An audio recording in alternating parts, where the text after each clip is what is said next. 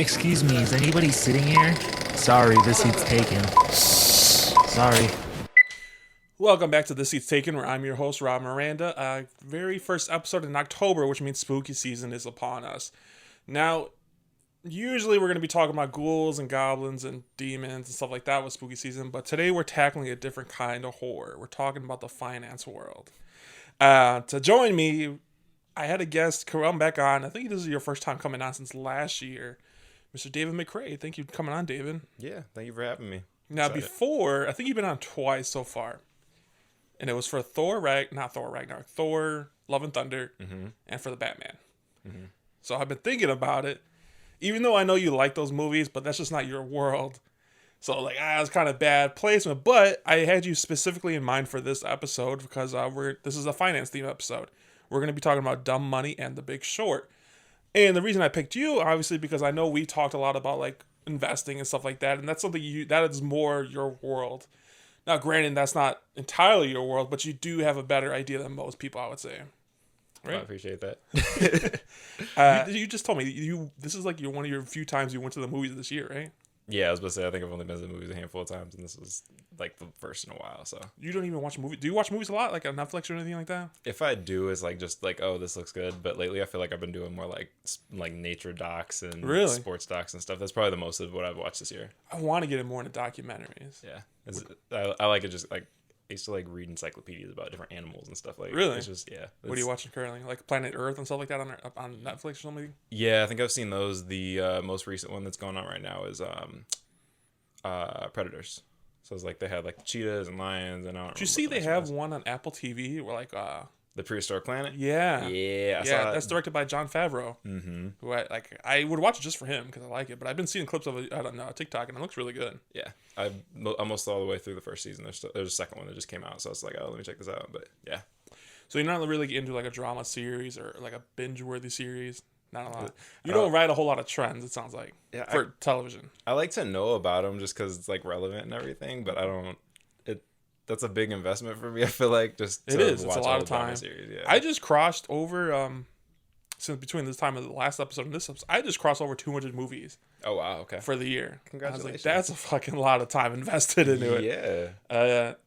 My goal for this year was 200, which I already surpassed that. I think my goal for next year is going to be 200 non-repeats because a lot of them most of them are repeats. Actually, most of them are in theaters, which is wild to me. Repeats, but you've seen even the ones that are at home. Have you seen all the way through, or it's you saw half a movie and then came back and watched it? Okay, wow. No. I have several movies out there right now that I'm still waiting to complete. I don't count those until I finish it. But I do count the difference between theaters and which ones I watch at home. But next year, I think I'm going to watch one movie and just not count that a repeat if I do watch it. So that makes sense. We'll see how that goes next year. Going out of movies at some point. I doubt that, dude. Well, speaking of which, movies of the world, this is big movie news. I've been talking about on my podcast for the past few episodes about the writer's strike going on. It's been going on for 5 months. I'm not too sure if you kept up with that, what's going on exactly with that world.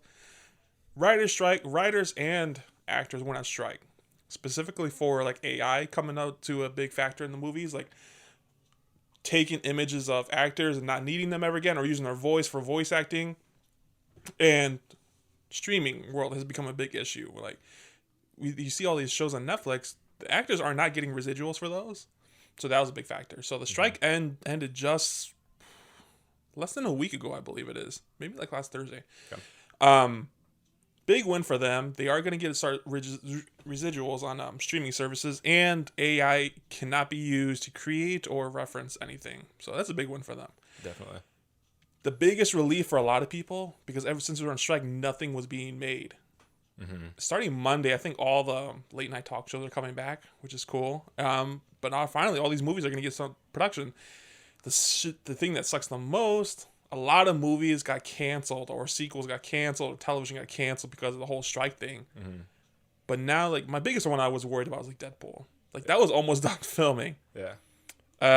But that's just a big movie. That's a big win for the movie world going on right now. Yeah, definitely. And I feel it's lately you don't really have a lot of content for people to talk about, new episodes or whatever. So you can tell on social media and everything is not popping off as much. Yeah. And it's most of the content's coming from reality TV, and you're just yeah.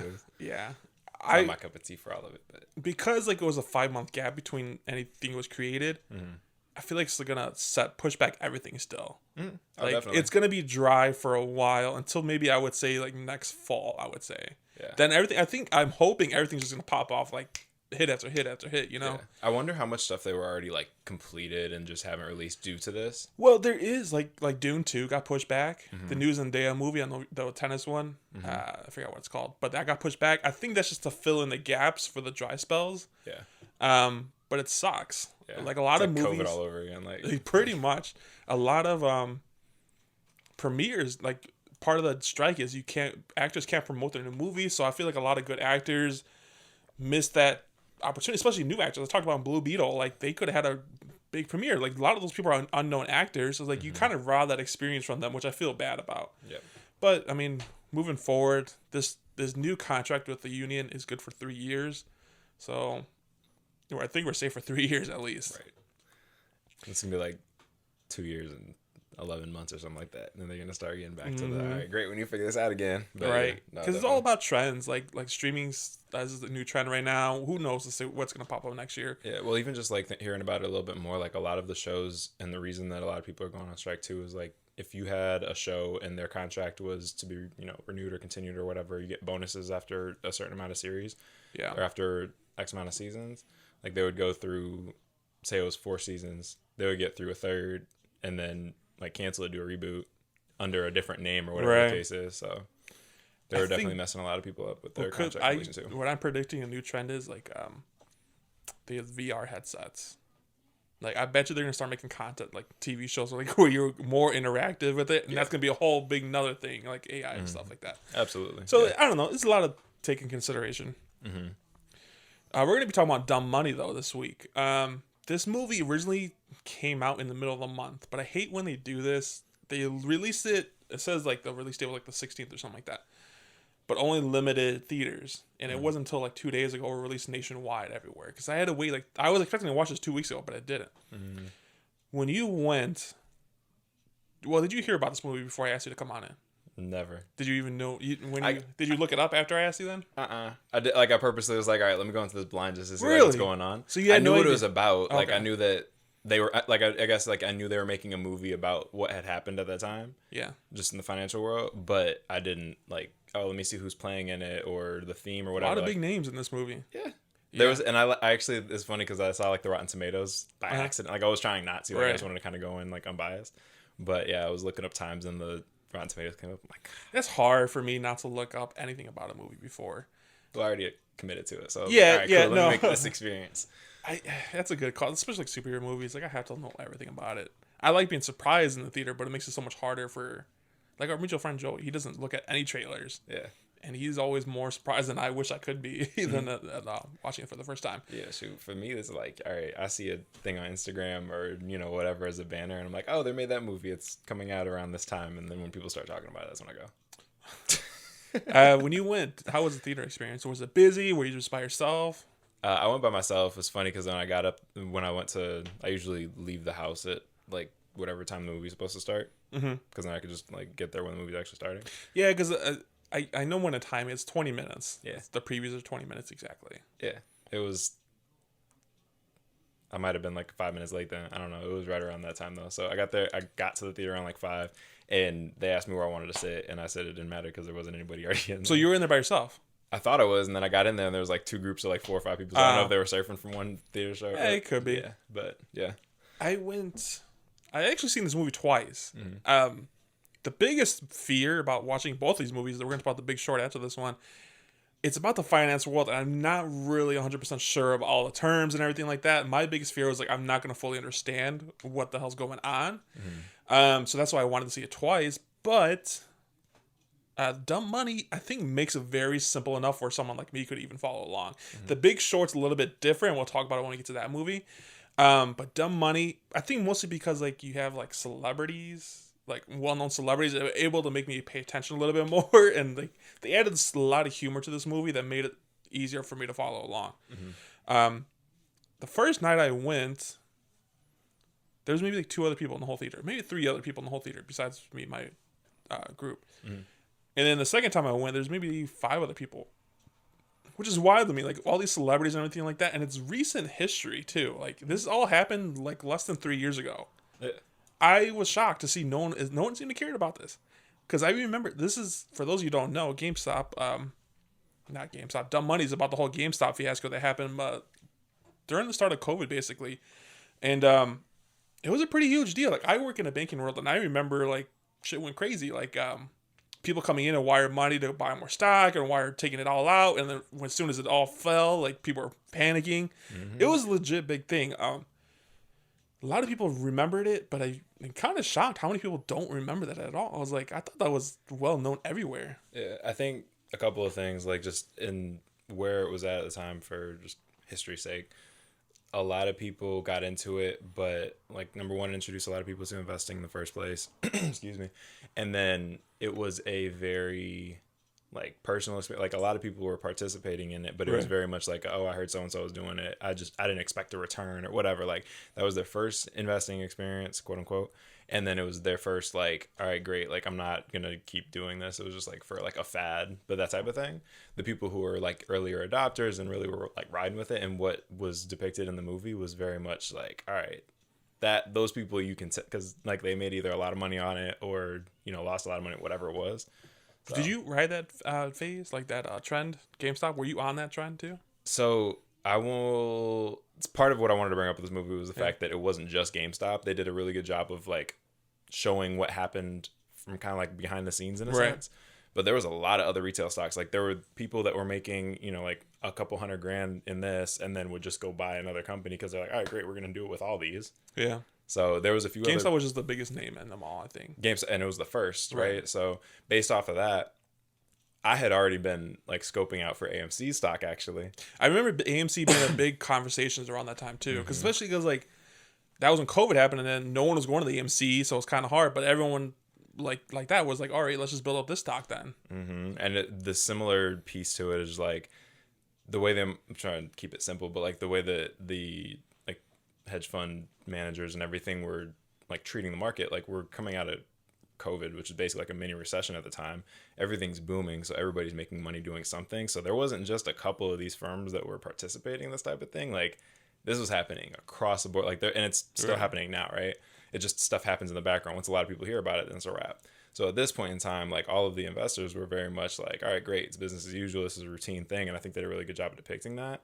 But then the reaction from the market and everything afterwards was like completely unexpected. Even at the end of this movie, there's a bunch of text at the end of what's going on afterwards. But they said like this with happened with GameStop and those other few companies, it changed everything so far. Because this can easily happen again. Would you say? I would say so. Yeah, it'll happen. But they're more aware of like how to react to it. Like I'm talking about the big banks and stuff like that. How to react to stuff like this. Kind of, and it's more like a CYA type thing, like just making sure not to get caught doing something like illegal or wrong or whatever at the time. Yeah, we'll get into that in the movie, but yeah. But I feel like the people, could it happen again? Yes, but to the same magnitude and everything, I don't expect to, because a lot of people either this was their first experience with investing, or like, okay, great, this is going on, so let me learn about it a little bit more. I don't want to participate, but like I want to figure out what's going on. Like I actually want to learn from this. Some people are just like riding a fad, and they're like, all right, great, like hit the lottery, basically. That's not necessarily a bad thing, riding a fad, because like I know a lot of few people like who you can follow people what they are purchasing, because like this guy we're in 12, I forgot his handle, like Kitty something. He posts all his stuff, like what he's purchasing and his returns and stuff like that, which is wild. But people just follow that, which is not like it's a bad thing, but like you gotta know at your own risk, like what you're getting into. Absolutely. Well, that's the thing, is like this spawned a whole generation of people who think they could trade. Yeah. And are just like content creators or whatever, right? Like they don't have any type of technical analysis. Like the main dude and the people that normally have those type of groups starting off in the first place, like they're going to have some type of general understanding, and then, you know, they're going to learn on it. I swear this dude had like Asperger's or something with the way he was talking about finance. The main guy, like he already said, like he had gotten cut or he didn't get cut, but like he wasn't able to get a job in finance like he was supposed to. Like he had the education and everything for it. Yeah. It's just like, all right, like I'm he was private. A genius with his. He knew exactly what he was doing. That's why he wasn't afraid to post his like. Yeah, well, he knew he wasn't doing anything illegal or wrong or whatever. Yeah. The biggest thing for him was like he, and how a lot of people have that methodology for trading. Like some people go through and see deep analysis and they need to know all of the numbers about all the public companies and how they're going to treat things. Which we're going to talk about more in The Big Short too. I'm excited about that. Yeah. So, and this dude's strategy was like, I'm going to look at for 3 things that match whatever criteria. And most of the time that hits. It's like playing blackjack, and we'll talk about that because I mean, trading it's essentially great gambling. Like you're gambling your money. And it, like, you can do more research. It's better gambling than like putting on blackjack, like you just said. You can do research and you can follow trends. You can see what's going on. You have a better handle on it. But who's to say like tomorrow the market will crash and you lose all your money? You know, the less you know about it and the less like tactical you are with it, the more it's like gambling. But if you want to treat it that way, then like getting up and going to work every day is gambling. Like you're gambling with your life because you can get hit by a car. Like. It's not the same like dynamic, I guess. Like if you're like say you get to a point like where you're trading options or you're trading like just some more very like super volatile things that you just really are going off a gut instinct and kind of like action reaction. Yeah, and anything can happen tomorrow, but the stock market's always going to go up net like year over year. At some point, it's going to go up and like recover or go higher because everybody's always greedy. Well, I want to get into the movie. This movie directed by. I just need to look up how to say people's names before I do it. This is directed by Craig Gillespie, written by Lauren Blum, Rebecca Angelo, and based on a book by Ben Mezrich. This movie, Dumb Money, is an ultimate David versus Goliath tale, based on the insane true story of everyday people who flipped the script on Wall Street and got rich by turning GameStop, the video game store, into the world's hottest company. Like I said, this all takes place in 2020 all the way to mid 2021, I would say. This is very recent history. I don't think I've ever seen a movie flip this quickly, honestly. And you could tell like it was filmed. I like the way this was filmed. Mm-hmm. Hold on. This movie was filmed. It was filmed very uniquely because it was focused on several different groups that pretty much don't interact with one another at all. There's a guy working at a GameStop. There's a nurse working in Minnesota. There's 2 college students, I think, in Boston that they were at. And then it focused, obviously, like on the main guy and investing, running all this. I forgot where he lived, but I want to say New Jersey. I could be totally wrong about that. But I can tell this was probably filmed during COVID. Or started filming during COVID. Because, like, I'm sure you worked around all these people's schedules. Because, like, I'm sure they filmed all of, like, the nurses' scenes, like, within a month. And there was one location. Then they go work with Seth Rogen's character in Florida and stuff like that. Mm-hmm. They made off with a really low budget on where they were filming and everything too. Like they didn't have a lot of sets. Well, I'm sure all their budget went to all these big names, right? Because they're going to talk about all the names. Paul Dano, who plays the main guy, plays Keith Gill, Pete Davidson, Vincent. Oh, jeez, I'm gonna fuck up this name. Vincent D'Onofrio. People are gonna hate me for that. America Fiera, Nick Offerman, Seth Rogen. Sebastian Stan, all these big names in there. I think, this other one I want to name, Dane DeHaan. I don't know if you've seen The Amazing Spider-Man with Andrew Garfield. Mm-hmm. He was I'm talking about the GameStop manager. He was Green Goblin in that one. His friend, Peter's friend.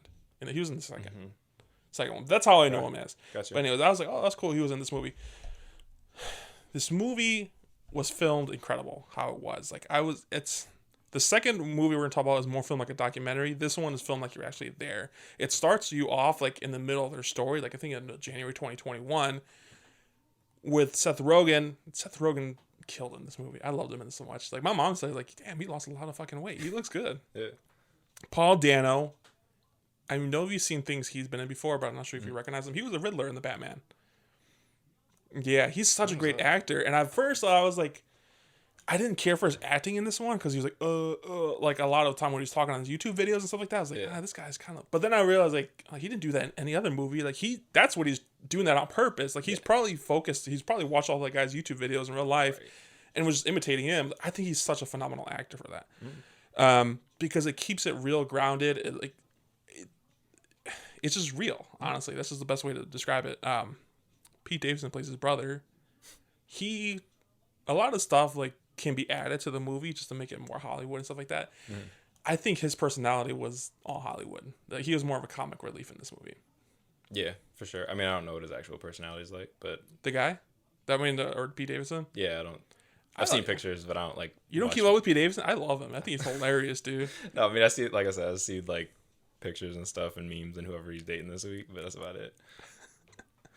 Not Pete Davidson. Paul Dano. He plays this guy this is like hot during COVID. People are still dying. He lost his sister to this. He just had a baby, and he's recently living at his house with his wife and a newborn baby. He works like, I can't remember what company exactly he works for, but he works as a trader basically for this large company. And on the side, he makes his YouTube videos where he talks about investing. And like I said, he publicizes his investments and his returns. And he talks in front of like a green screen almost. And like you can see all of his returns, his balance sheet. That's what it was. Of how much money he actually has, which is wild. Not a lot of people would do that to show how much money they have. But he was like, fuck it. Like you said, I'm not doing anything illegal. I'm just showing. He literally says like, I want to talk about the stock and why I think it's interesting, and it happens to be GameStop. And as soon as he says it's GameStop, when he's talking to his friend at the bar, everyone thinks he's fucking nuts. Like even his own parents, like, why are you going to invest like over $50,000 in GameStop? I think he says like, I think it's a very interesting company. I think these big banks are overlooking it. I think it could be something really profitable one day. Now, at the same time, we're going back and forth between Seth Rogen, who's in charge, who has several companies underneath his belt, and one of them just happens to be GameStop. He's a hedge fund manager. Fund manager. Yep. And what he is doing, he's placing what they call shorts on these companies. Now, basically, what a short is, you're placing a bet that, say, GameStop will go bankrupt and it's going to close. Yeah, they buy contracts that are time-based against whatever they expect the future value of the company to be, and basically they're using like the money that whoever actually owns the stock right now, what they lose, it goes to the person who buys those contracts. It's like they have the right to buy a set of stock at X amount of price and then sell them back. So like if it's $800 today or whatever, and they want to buy a short saying it's going to get to 100 tomorrow, then they can sell it for whatever that they get a percentage of that 700 difference. Long story short, like how he makes money is if stock for GameStop goes down. Right. Or fails. Well, yeah, they have to go bankrupt. Yeah. Now I'm sure that this was not Keith's intention to start a revolution with GameStop to like go against the bank. That's just something it turned into because he just started buying GameStop, and he has all these followers on YouTube. And I was like, fuck it, if he's buying GameStop, I want to buy GameStop too. He has that kind of influence, which he never thought he had. I would say he never really intended to start something big. But the more people who buy stock into this, the higher the stock's going to grow. And the more the stock goes, the more money you get. And now it's not real money until you sell, basically, I would say. Because like I said, that money can go down, just depend on the stock. Now, Keith's buying the stock, and then you go to different stories. Like I said, there's America's Fiera character, who's a nurse in Minnesota. She follows him on YouTube, and I was like, fuck it. Like, I love how they do this, too. Like, when they show a new character, they show their name and then their net worth. I think she was like negative, like over $100,000. Probably she was negative 45, I think, or 47 or something like that. And it's most likely through like student debts and stuff like that because she was a nurse.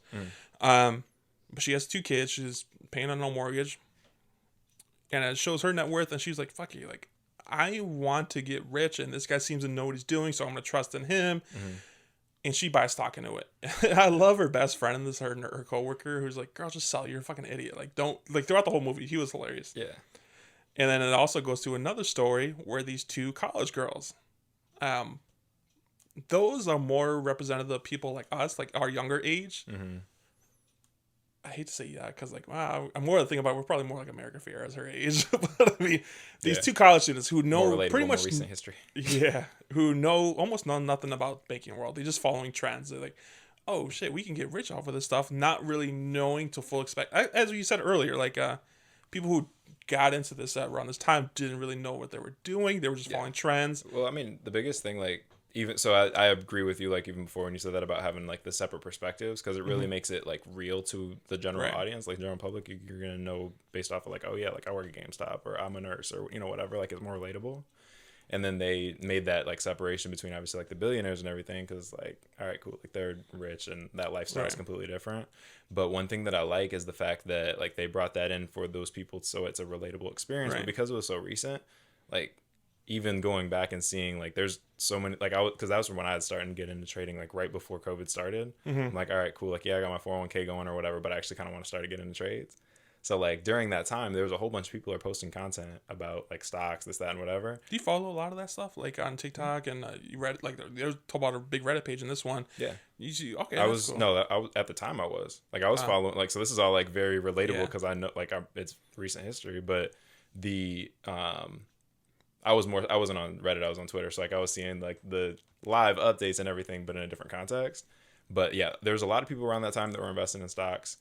Just because, like, again, we're on lockdown still. So if people are able to leave the house or they're, going back to school for that semester or whatever it is, like, it's definitely a different experience. Everybody's like, needs something to believe in. Everybody lost somebody. Everybody just feels like depressed and everything. I think Keith's description is like a distraction for him because, like I said, he was going through a rough patch with his sister just dying. So he just threw himself into the stocks. Right. Everybody needed like a hobby or something like that because he can't leave the house, like that type of thing. So, like, even thinking about that time to me, like, this was very relatable. It's like, all right, I'm an essential worker. I don't have money. I'm just trying to like survive. Right. So everybody was very much like, all right, like I'm going to dig into this because it's something. So when it develops to the climax and the event that it actually became, like, it wasn't even a matter of, okay, I'm investing now. It was more so like, nah, like this is a fight on like Wall Street, right? Like everybody's kind of ganging up to prove a point and to make everybody like, the people that the elites or whatever, like it was everybody's like, need to believe in something at the time. So that was like one of my biggest like that's relatable to everybody, right? Yeah, and that was I think it's so smart how the director did that choice. One other story that we're going to be following is an actual GameStop employee, which I didn't think it was legal for an employee to be buying stock in their own company. Yeah, you get discounts for buying stock in your own company. I didn't know that. That is pretty cool. Yeah. I thought maybe because like they would think it was like insider trading almost or something like that. So insider trading comes in like if you are on a publicly traded company, which he was, but there are certain like purchase windows that you have to follow sometimes if you're at like a certain level, and because some companies offer an employee stock purchase plan, and with those you get a discount on this like on your stock, so it counts as insider trading or whatever if you're exposed to internal like corporate politics or whatever before stuff gets released publicly. So that type of thing is usually what spawns the insider trading. Nice. So all these people were following their reactions, like how like they're getting excited, they're getting more money and stuff like that, but it's also affecting their lives because like the kids in college, they're more focused about this than what's going on in college. The girl and the America Ferrera's character, the nurse, she's wanting to hold.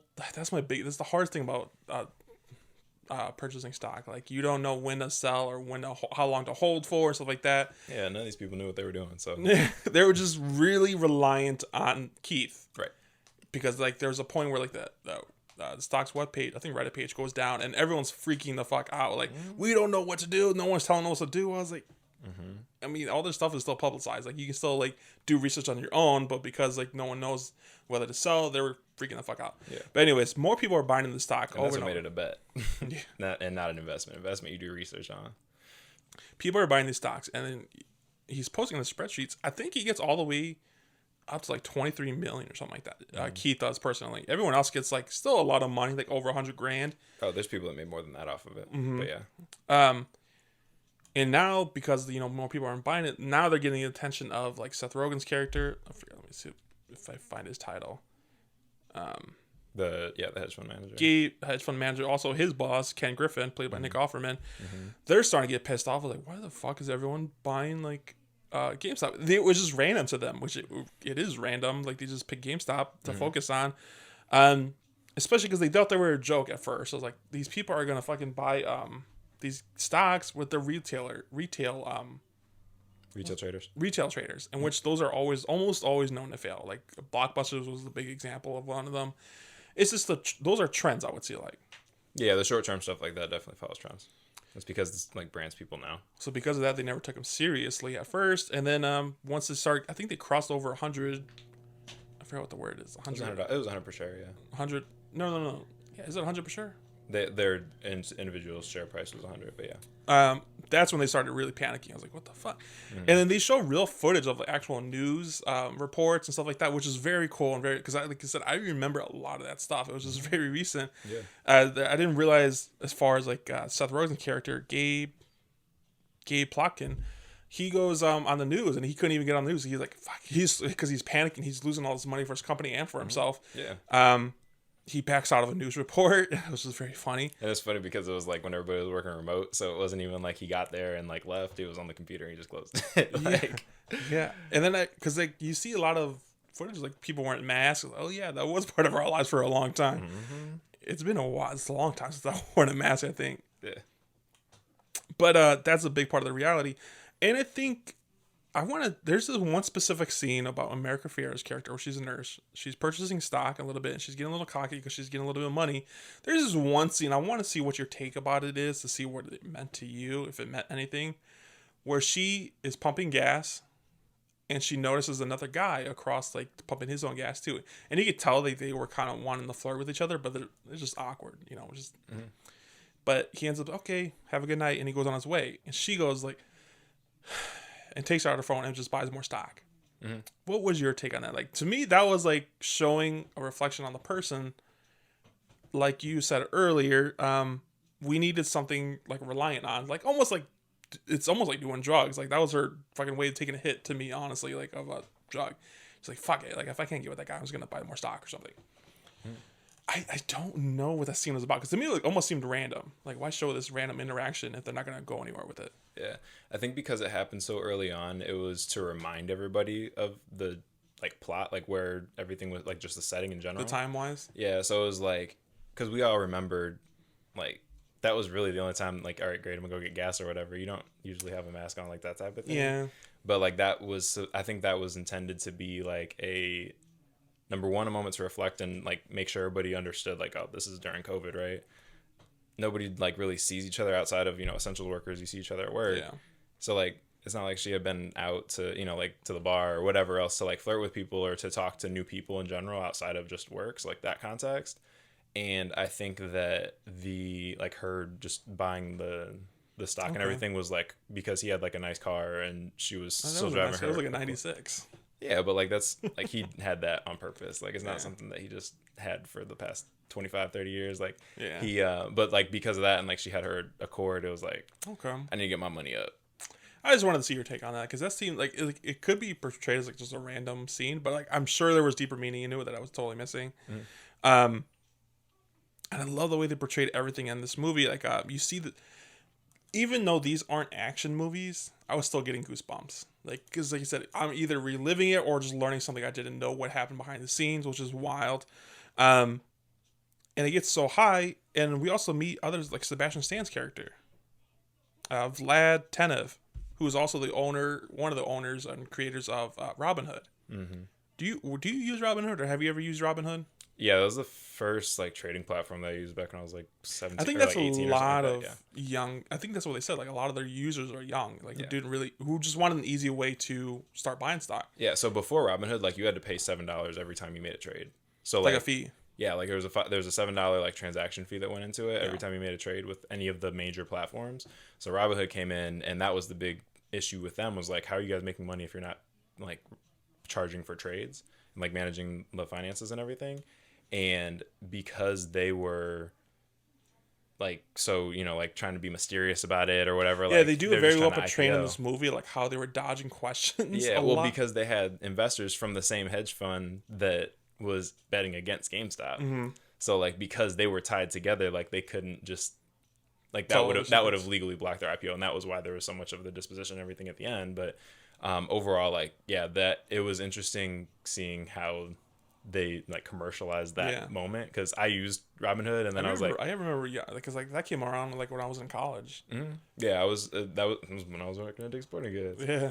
But that was the first platform that I used. I've moved away from it just from like a lot of people lost money on the platform, and it wasn't like insured for that. Is this still around, Robinhood? Yeah. They IPO'd. It was one of the worst. Like they showed it at the end. Yeah. It was one of the worst launches in history. That's not what you use now, dude. Do other platforms still charge that $7 fee? No, that's what changed the market for like ever. Basically, is now everybody uses like the same model to a cent, because you still can charge. You can make money other ways once you have money. I use that Schwab now. Yeah, Schwab. Yeah, okay, yeah.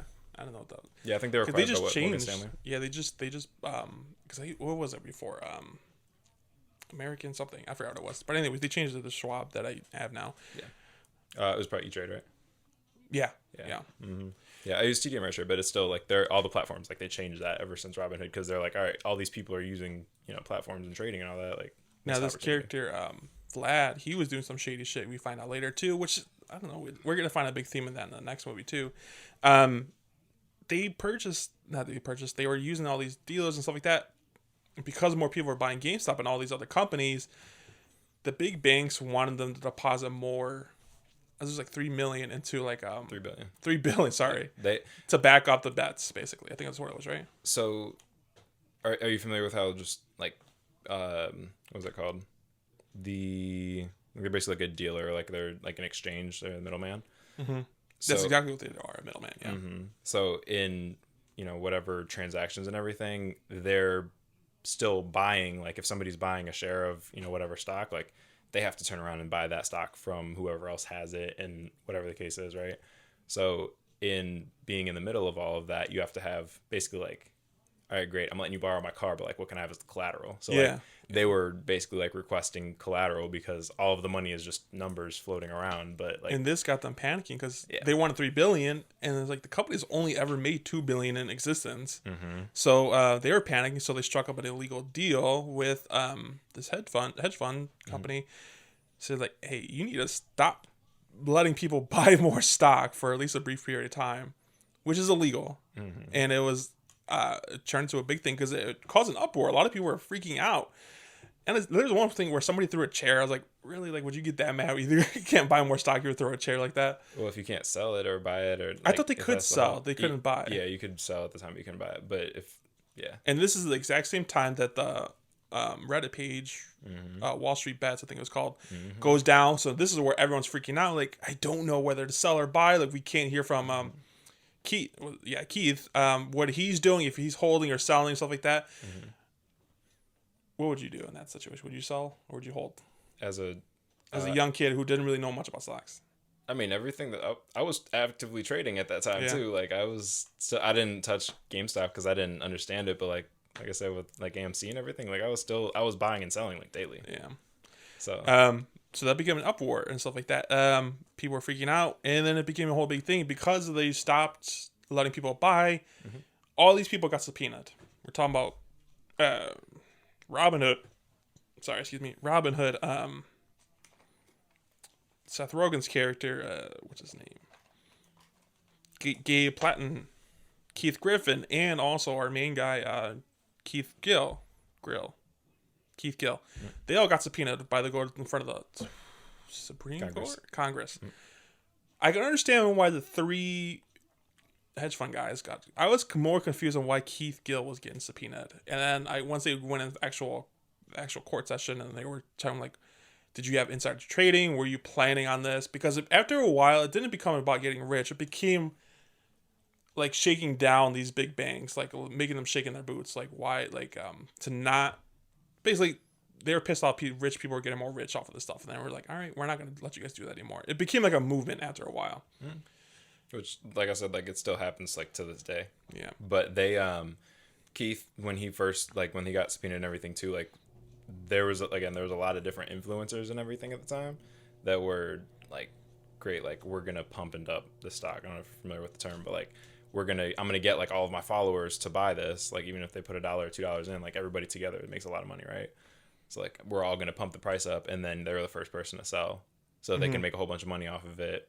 Mislead a whole bunch of people or whatever, and then get out of it. So and then insider trading would be like, all right, I know this is how, like you have some type of information or whatever from the inside, knowing this deal is going on, like it's not legal either. He gives like a whole opening statement in his Congress thing that honestly was pretty moving. Like he was pretty cool.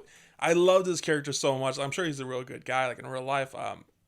But he knew his shit. He backed up everything he said. He did his homework. Yeah. He's like, I put stock in this because I thought it was interesting and like this and this and this reason. Mm-hmm. And like I never did anything illegal. Like he covered all his bases. He was fucking gangster in there. Did you see the like real life? What actually like his actual conversation like outside the movie? No. I gotta look that up because it was even hearing him say it like live is like this is a real dude. Like it was very like great. Yeah. I wanted to follow him so bad on YouTube after this movie, but then like at the end, I'm like, oh, he hasn't been public since like 2021. Yeah. I was like, damn, dude. I'm sure because like he's got popularity, he has like a young kid, so I could see why he wouldn't want to do nothing like that anymore. He made like 30-something million too. I'm like, I'll see you later. Yeah. The I think danger. Wall Street Bets is still like a page like on, I don't know about Reddit, but I know on Twitter and everything too. I'm sure. I don't know who's owning it, but yeah. I think the dangerous thing I feel like about this movie that would encourage people to start betting more without really knowing a lot about it. I think that's what dangerous part for me is. I think that I worried about after seeing this movie because it made me want to go buy more stock. I was like, I don't know shit about stocks. I was like, I don't want to be in a position like the nurse where she still came out negative at the end of the movie, which I felt so bad. I was happy for her. You ever been in $40,000 in debt? Like she came back to like 4,000. I was like, no, she was negative 14,000 still, but still not as much as that before. Mm-hmm. But she even said like I had almost $500,000. Right. Well, she didn't, but yeah, it's all based off your decisions. Yeah, it sucks, but but the thing is too, like as normal consumers, like if you can short a stock, like. As an individual, like if you think the bank is gonna like short a stock, like you can short a stock too. Which is exactly what we're going to talk about in the next movie. Mm-hmm. I don't want to give too much more away in this movie because it is like a recent history. We cut out a lot of important stuff in this movie. I watched it twice in theaters. I probably would watch it a third time for sure once it starts streaming on Netflix. But the celebrity's performance alone in this was fantastic. I did not at one point think it was too cheesy or anything like that. I thought it was very real and very grounded. The directing choice was fantastic in this movie. It was very relatable, and like I love the different perspectives around the country because, like I said, we're all going through the same thing at the time, through the struggle through COVID, as well as like just riding this trend. People who don't know nothing about stocks, people who've been in stocks for years, like it's all different. But this movie was fantastic. Would you watch this movie again? Yeah, if it was on TV. If it was on TV, would you recommend this movie to other people? Definitely, I liked it because like.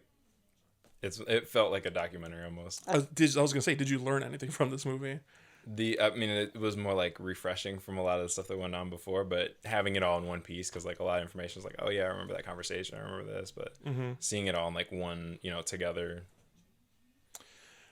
I thought this movie was fantastic. What would you give this movie 1 out of 10? 1 out of 10.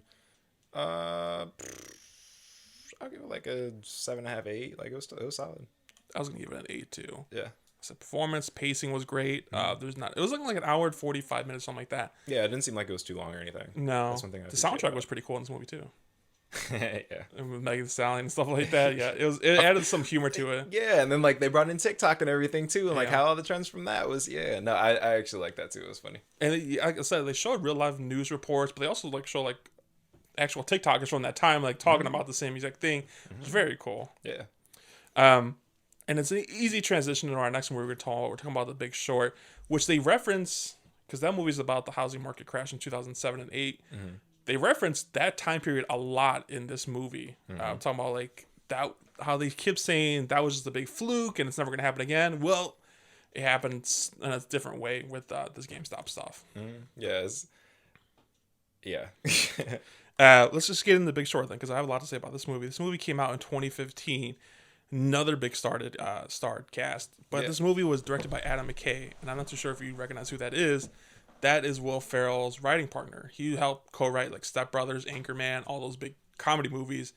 And he's done very few serious movies like this one, but I thought he killed it in this one. Written by Christopher Randolph and Adam McKay himself. This movie's in 2006 to 2007. A group of investors bet against the United States mortgage market. In their research, they discover how flawed and corrupt the market it really is. And big names in this one as well. You got Christian Bale, Steve Carell, Ryan Gosling, Brad Pitt. Other celebrity cameos like Margot Robbie, Selena Gomez, and stuff like that.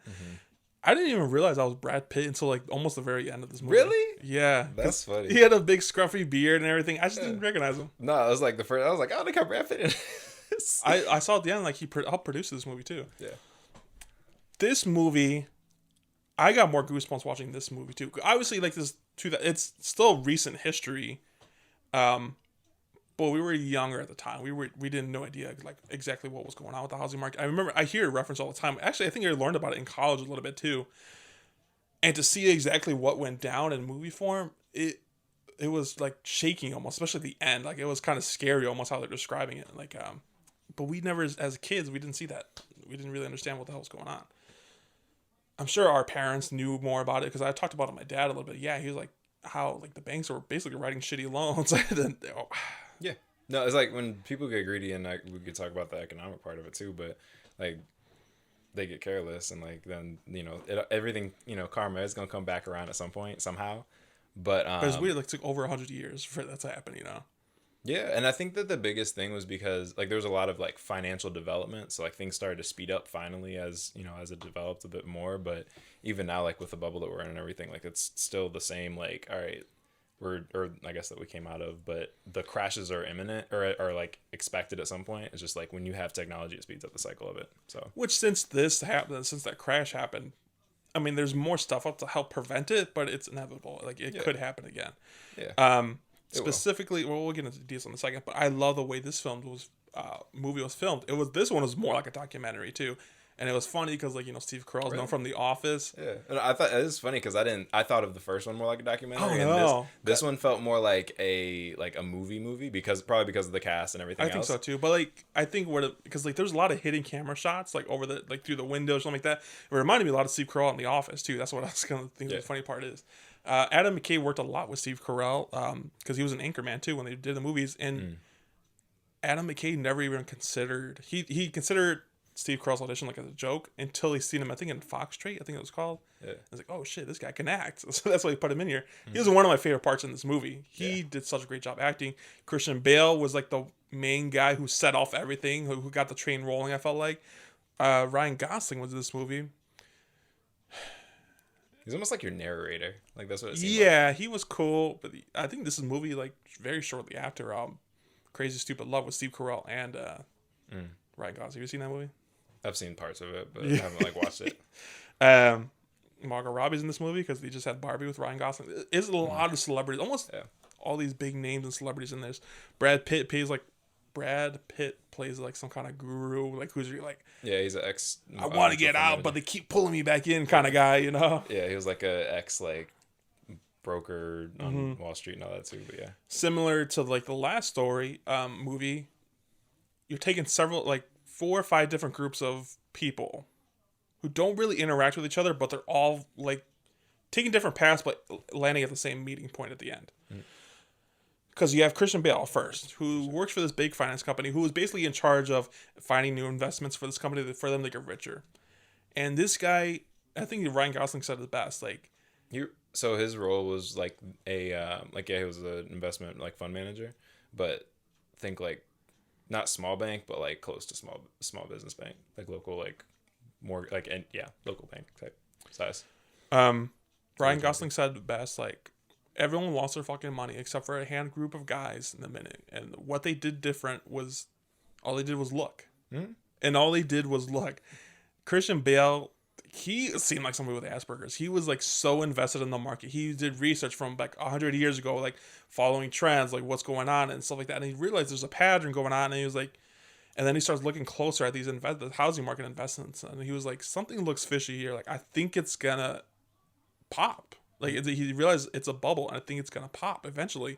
So what does he do? He starts going around all throughout all New York, placing bets against the housing market, which is called a short, like we talked about a little bit ago. He made something new, like a completely different, nobody had bought or sold this type of actual contract before. So. He's buying crazy stupid amounts, like 100 million, 200 million, all these different banks. And of course, everyone's going to give it to him because like no one bets against the housing market because it's stupid. It's like, of course, I'll take your money. And not only that, he had it set up to where every month until this maturity date that he had already expected, he was paying premiums on these loans too. Which is a shit ton of money. Yes.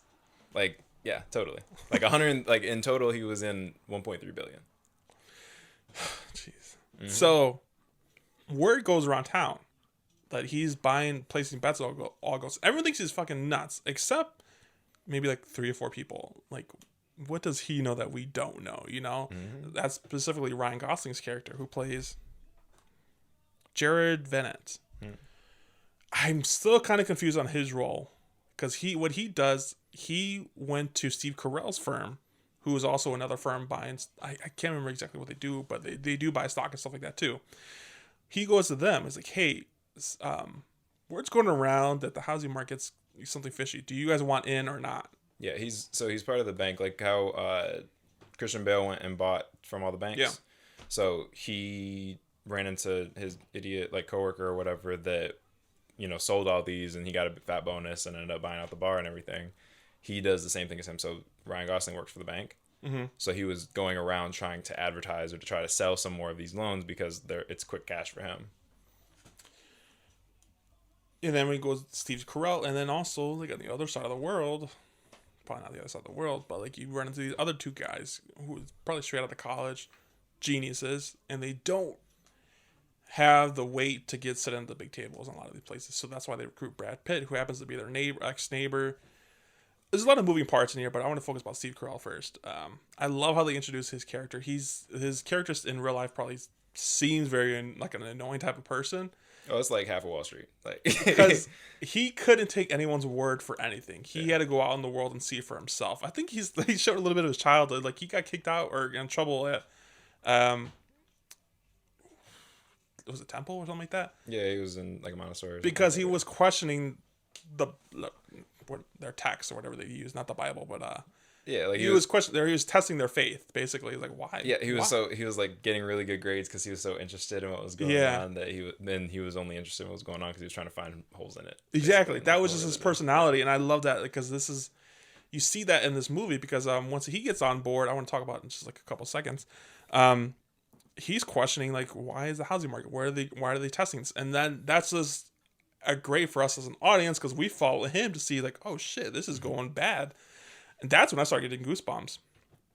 We can just dive right into that because once Ryan Gosling goes into him, it's like, hey, like this, everything's gonna go to shit. Basically, do you want to get on board? Do you want to buy for place these shorts? And he's like, Steve Carell goes like, I don't know, like I think you're full of shit. Mm-hmm. So like, what does he do? Like, let's go out and see what the world is really doing. So I think they go to Florida. Mm-hmm. And they drive through a neighborhood with a real estate, and they see houses after houses for sale and stuff like that. Like, why the fuck are all these for sales going? I think two of those other guys go to some house. So it's like, hey, like, goes to this other random guy's house and knocks on the door. It's like, hey, is so and so here? He's like, no, like that's the owner's dog. Like he filled out the forms in his dog's name. Mm-hmm. And that's a testament, really, just to like how easy it was to get a loan at the time. Like. I really like that they show Carell going through and like asking at every different level, like, you know, at the homeowner level and then like at the mortgage level and then at the SIC or the whatever the approver, like I think it was SEC or something like that, and all of that, like just to see all of the different levels of it. Because from a like business standpoint, it's like, all right, cool. If you're watching, somebody wants to go get a loan, so they're gonna go to the, you know, whatever their bank is or whatever to go fill out the application.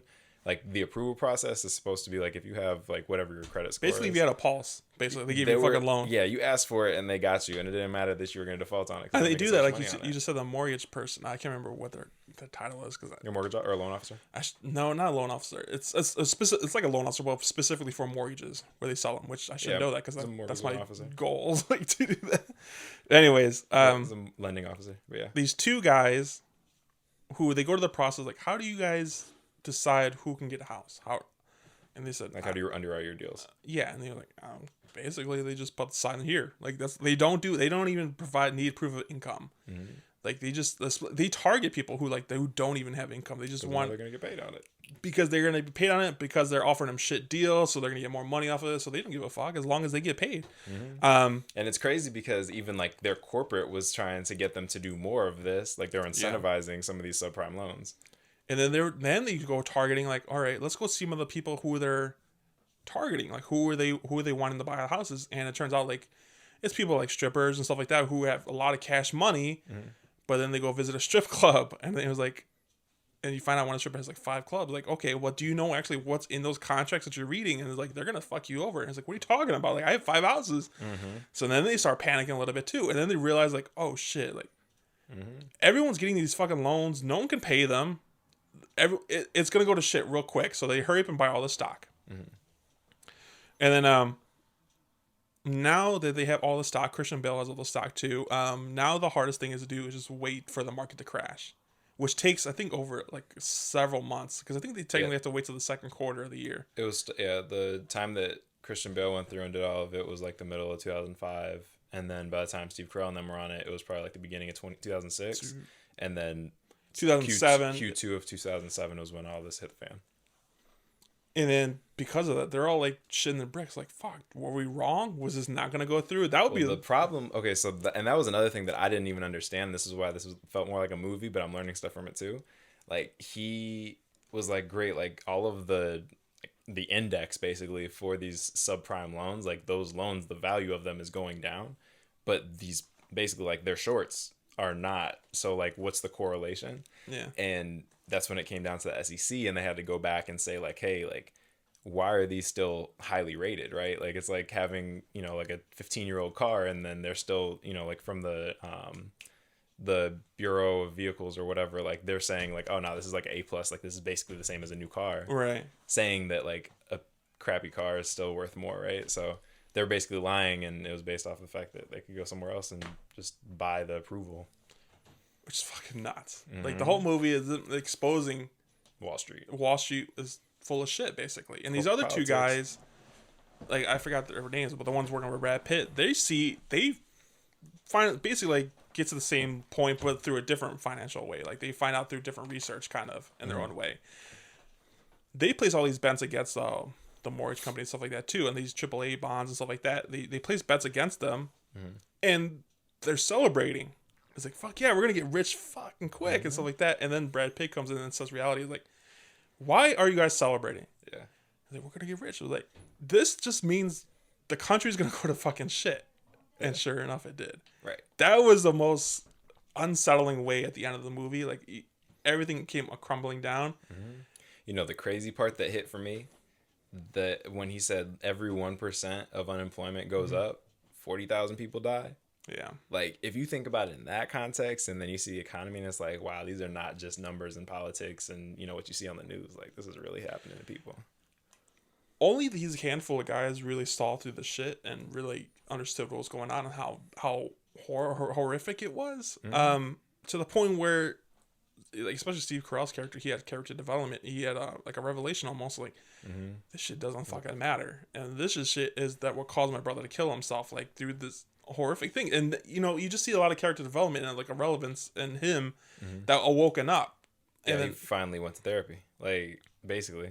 His wife, Marissa Tomei, who plays it, she's great. She's the one who Aunt May, she plays his love interest in 40-Year-Old Virgin. She's in this movie a little bit, but I love her a lot. Now this one isn't as easy to follow as the Dumb Money.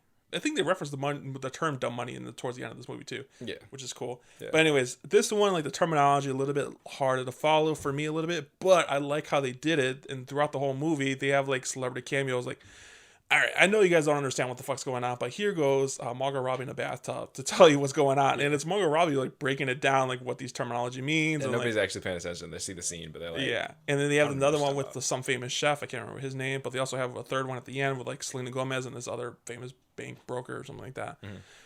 Very cool to help me, like, all right, catch me up to speed almost. Like, what the fuck's going on? You're like, oh, you can tell like your audience is about to start drifting here, right? Yeah.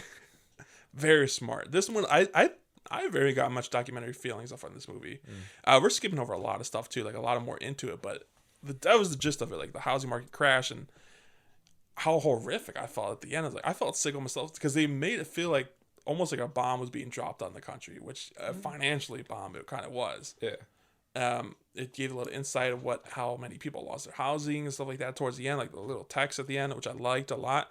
I like how they related the things that happen on Wall Street that are very ambiguous and nobody understands, and like brought it back to like, this is what would happen in real life. But like, even seeing the like impact of that, and like the last one I think with Selena Gomez, when they broke down basically like, this is what's going on, and I was kind of following around, but that really cleared it for me. What was it, CDOs she was explaining? Yeah, CDOs, there are like just some made up thing for like a basket of like a terrible like mutual fund, right? But like, they weren't just repackaging and selling these, like they were long on like options for the growth of all these. Like, they were making side bets basically, like bets on bets. They were side bets on bets on bets on bets on bets, and like they were just packaging things in another thing, and it just made, like, if you think about when you have people come in, like the IRS coming in and do an audit, like they have to unpack this and then this and then this, and it goes all the way back. So like this whole chain, and this is what businesses in general do to try and just hide from the government. Like they just put one thing in another thing and another thing, change the name of it, disguise it, whatever, and it's what lawyers get paid a lot of money to and learn. It's another scary part of this movie when Steve Carell like finds all the stuff and he realizes like, yeah, they're super rich, they have all the stock now. Like they decided to sell. He wanted the hold originally, but he's like, well, when you have a put, you have to sell, or if you short something, it has to be sold by a certain date. So everybody was buying these for the second quarter of. Mm-hmm. So then he was like, I felt like he was like, fuck it, it's not gonna change anything anyway, so they might as well sell. Well, that was the crazy thing, was his character development was phenomenal. Yeah. But the reason for that was because he realized like, yo, we just made a side bet on a side bet on a side bet on a side bet on a side bet. So we're reaping the benefits of this by playing the same game that we're trying to expose. So he felt very conflicted in the fact that he was just playing the same game everybody else was. And he even, like, the whole point of this movie is for them to expose, like, all the dirty crooks in the Wall Street. Mm-hmm. But they ended up getting bought out by, like, the White House and stuff like that. The people from the White House, like, they were just buying them out, like, using the taxpayers' money to buy them out of this trouble. And I think only one guy ended up getting arrested out of this whole thing. Mm-hmm.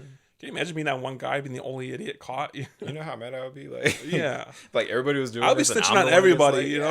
Yeah. Well, even then, it's like a mess because, you know, they got the whole, like, mob or something like that going after somebody, too, so...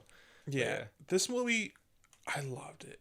Even though I'm gonna watch it again because, like I said, I think it's one of those movies to watch like 2 or 3 times to fully understand what's going on. And like I said, this is still recent history. It's only like less than 20 years ago. This is stuff we're still learning in college, like probably in high school now too, like the housing market crash and stuff like that. It's very interesting. I think this stuff is very interesting, and like you said, it's inevitable. It's very possible it could happen again.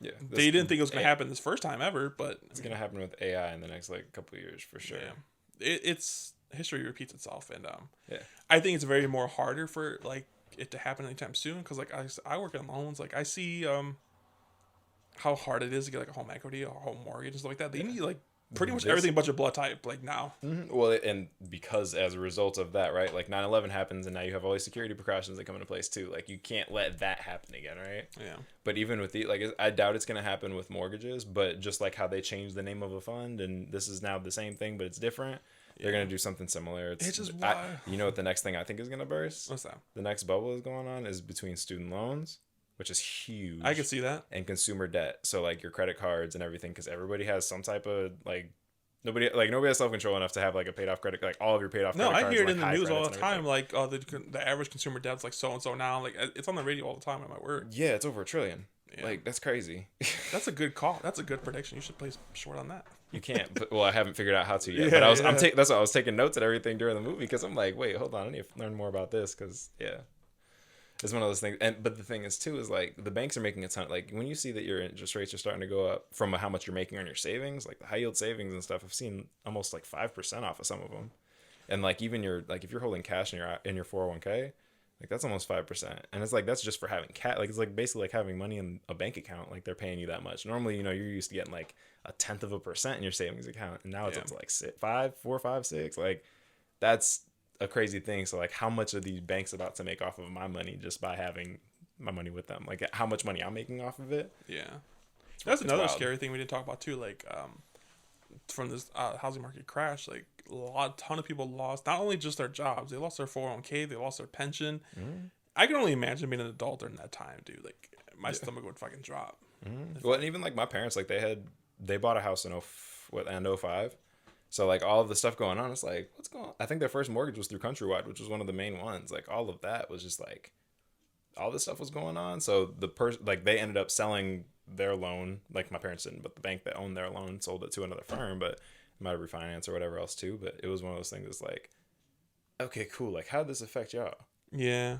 And it's more so like with jobs and everything. I say, I think if they were just working steadily, they were paying their mortgage, I think they would have been fine, right?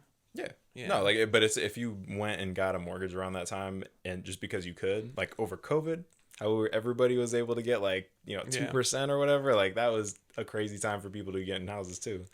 So, I think it's still like that kind of, not like as bad as like 2020, but like it's still pretty hard to find what you want. Yeah. Well, everybody felt like free too, like geographically, like people that were working remote, they're like, oh, I can move wherever. Oh yeah. True. So the price of houses were going up, but the cost of money was cheap. And now that the housing market crashed, COVID's coming to an end. It's like, okay, you can come back in the office. And it's like, fuck, I'm already in New Jersey, you know? Exactly, right? Like, you moved and everything else. I've seen that happen a couple on TikTok. Like, people like post like, they want me to come in the office. I'm like 5 states away now. I was like, exactly. This is somebody that moved to like Wyoming and Idaho. Like, people left their jobs because they're like, I ain't doing this. The Big Short. I love this movie a lot more. This is my first time watching. Was this your first time watching it? Yeah, and I don't even remember seeing the trailers for it when it first came out. Like, I remember I went in blind with it. Yeah, I mean, I heard about it. Well, but just because like the the cast was the big thing about it. It came out in 2015. I thought it came out way before then, but like 2015, I was already out of high school, and I thought I remember seeing stuff like this when I was in school. But anyways, The Big Short, it was a great movie. I love the way it's filmed, like a documentary style. That they had like breaks in the middle of the movie to break it down for like an average dummy like me to fully understand a little bit better. The pacing was great. This movie. This is like a little over 2 hours. Mm-hmm. It kind of flew. Even though I took breaks and watching in between, I wish I would have watched it fully through so I can probably understand a little bit better. Mm-hmm. But I enjoyed every minute of it. I was getting goosebumps when they were finding out like the housing market's a bubble and it's about to burst. Like, oh fuck, I got a knot in my stomach. It's like, fuck, it's huge. Yeah, it's a big deal. And then just the performances alone, like Steve Carell killed it in this one. Christian Bale plays an odd character, but that's just him acting style. Like, he had a glass eye and he really wasn't a heavy metal and stuff like that. His character was very cool, but he was like the one who offset everything, like a chain reaction. Not he was the first one that found yes, it. Yeah. That's what I meant to say. Mm-hmm. He was the first one to like bring this to light, and it piqued a few people's interest. Like, what the fuck is he seeing that I'm not seeing? And then people do the research and find the same outcome. Like, we're gonna go to shit. Yeah. Well, no, it's like even just like everybody thinks like, oh, this is stable. Like, this is something that's gonna like if you start to trust in something and everybody agrees with it, it doesn't matter what the numbers say because like, this is safe. It's an odd choice to have Ryan Gosling as the narrator for this movie, like his character, because like I don't know why. I guess anybody could have did it, but maybe because he's a cool guy. He says, I don't know. Yeah, I didn't like feel any way about Brad Pitt. He's cool in this movie. Like I said, I didn't recognize him until like towards the end of the movie. Yeah. Great performances by everybody. Adam McKay killed it. Like, after seeing him do like Step Brothers and Talladega Nights and stuff like that, it was kind of hard. Like, I was expecting a little bit less, honestly, but he outdid my expectations. Yeah. What would you give this 1 out of 10?